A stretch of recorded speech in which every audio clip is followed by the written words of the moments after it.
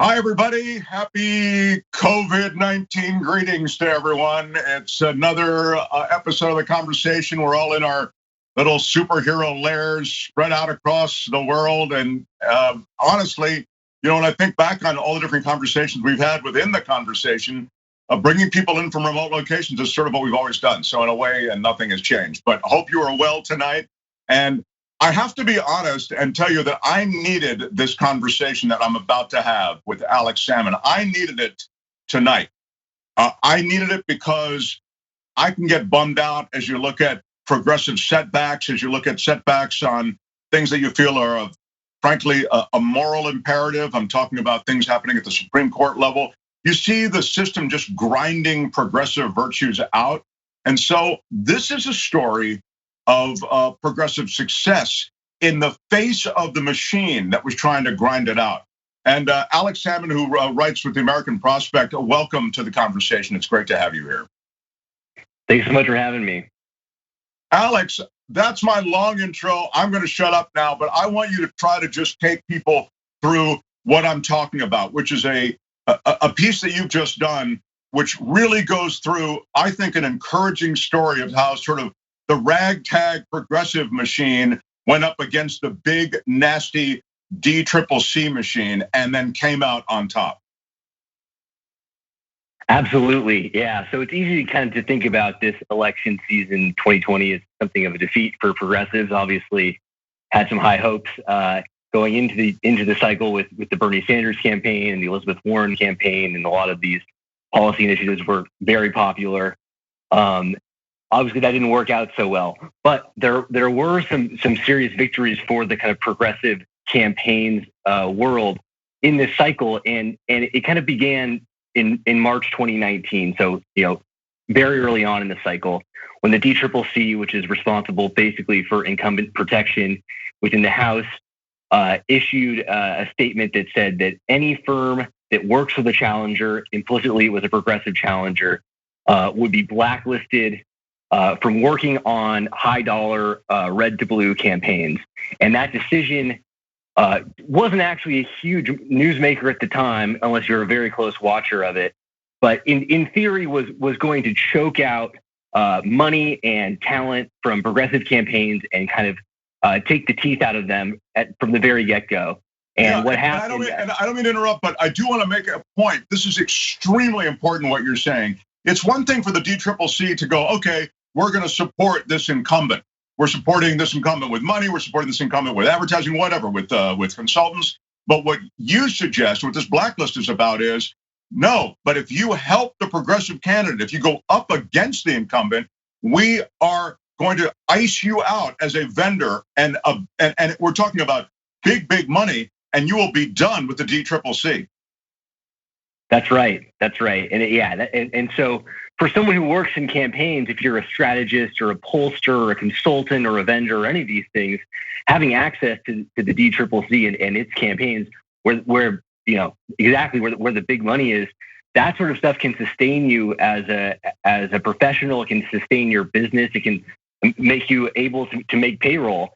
And so for them to threaten this is a huge shot across the bow for progressives. And it's something that when it happened, again, it wasn't a huge newsmaker, but for those in the know and those involved in progressive campaigns, this was an existential threat.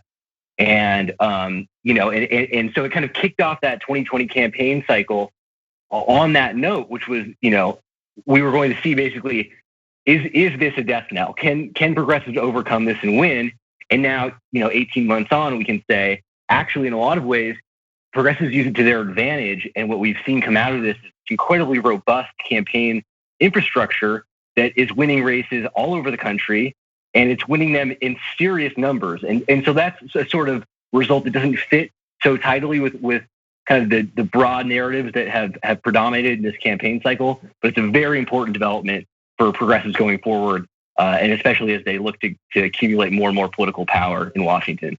Yeah, and take us to this thing that happened, this phenomenon, because you're just looking at it, if you just freeze in time, you think, well, you're kind of screwed then, because now the big DCCC machine has turned on these vendors, iced them out. But as you suggest, that's not what happened. I mean, the challenge the progressives rose to it, and the result was the opposite, and it really has set down a template for the future. That's right. So it became something of a life or death moment, certainly for a lot of progressive firms, because if you have no access to the stream of funding, your candidate either wins or you're going to go hungry. And so all of these firms kind of were in the same position. Their fate was basically determined by the outcome of these races. And so in a lot of ways, it drove them into collaboration. So you had pollsters working with strategists, working with vendors, working with outreach people, and there's no necessity that would have said that they were going to collaborate to this degree, but because they were all on the outs, someone in exile, the mainstream Democratic, they end up coming together, they end up gathering, and they end up sharing notes and swapping strategies, and gathering on DCCC BLACKLIST.com. So they in fact bought the domain name and became kind of a one-stop shop, a digital gathering place. And out of that, you get this very coordinated, very effective, and very thorough campaigns machine, which, obviously for those who've watched the left for a number of years, never a group that gets criticized for being too organized or too determined in terms of strategy. And so it's a significant development, and it's something that reproduces itself again and again. And of course, when it comes to winning campaigns, that's the bread and butter. That's the key to success, is not doing it once, not winning a one-off, but can you win campaigns repeatedly? Can you win them in separate states? Can you win them in all sorts of conditions? And that's something that we've seen in this cycle, and it's extremely promising going forward. As you're speaking, I think of those movies where the football team from the rich high school shows up and all the uniforms are matching and everybody looks great, and they arrive in the gleaming bus, and then the progressive bus pulls up, and it's a bunch of buses and station wagons, and people roll out, and the uniforms kind of look the same, but they don't really. But at the end of that game is what you're saying, and I know the game never really ends, all kidding aside. I mean, it's an ongoing struggle, but the early scoring really did bear out the fact that, as you suggest, that this team, which came from all these disparate spaces within the progressive movement, could actually put points on the board. It's very much like the Bad News Bears. Yeah, I like that analogy quite a bit. It's and it's interesting too, because obviously we have the squad in 2018 where you see Alexandria Ocasio-Cortez win a big primary. You have Ayanna Pressley winning a big primary. You have these kind of theories of electoral change are being put to the test. But at the same time, in 2018, that the overarching narrative was actually moderates are the ones who get the goods. That the Democratic Party flipped the House on the strength of these stern and centrist politicians who give no quarter to the progressive movement. And this second cycle was really actually the first time to test this, where you could say, okay, we're not going to surprise anyone at this point. The DCCC knows what's coming. These incumbents know what's coming. And here, we're being told again and again, progressives, they don't have that much allure. They can't really win except for in these marginal ways. And then we have this cycle where, in fact, we see huge upset score. And so it's not just that the Bad News Bears are putting points on the board. They're winning games against serious contenders and many term incumbents and such like that. And that is a big paradigm shift in Democratic politics. As we wrap up, or just in the last couple of minutes we have, can you mention a couple of those big races to which you just referred? Absolutely. Yeah. So I think that the Jamal Bowman race in New York's 16th district is probably the most prominent one, or maybe the best exemplar of this, where he took on Elliot Engel, who was a 16-term incumbent, and really did so despite a fundraising disadvantage with the strength of this kind of campaigns machine. So that was one such example. Mondaire Jones in New York and in neighboring district, he put together a similar campaign. He ran in an open seat.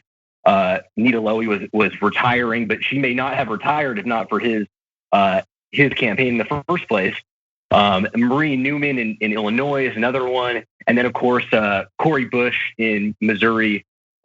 She took out Lacey Clay, who is, a many-term incumbent.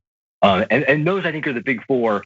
But you could even say that there are There are results yet to be determined that will be settled in November that could even add to this. And the kind of the bench is growing at an extremely impressive clip in a lot of ways. It's faster than. Yeah, I love this conversation with you because of some of the things that we've talked about pertaining to the fact that it's not a big money thing. It's not it's built on ideals, and of course you do need money and grassroots support. And I think so many of these progressive candidates and progressive causes have that. But the challenges are going to be significant because obviously on the national level there is even bigger money and even more grotesque use of power. So I want to refer everybody to your piece in the American Prospect, Alex Sammon, and I guess we can follow you on Twitter, and we probably link to everything. But if you want to see Alex Sammon's latest stuff, go to @Alex_Sammon, and Sammon is spelled. Spell it for us, please, Alex. Sammon. So I just wanted to hear your voice again before we wrapped up. So that was my big wrap up finish. Hey, Alex. Honestly, I mean it. I needed to see your piece. I needed to read it. I needed to read about progressive victories. I needed to read about how, even though we are in many ways being crushed by a lot of powerful, rich entities, that the progressive movement can not only exist, but can flourish as independent entities working together. So thank you. I look forward to reading more. Like what you see? Click the subscribe button below and don't forget to ring the bell to never miss another video from the Young Turks.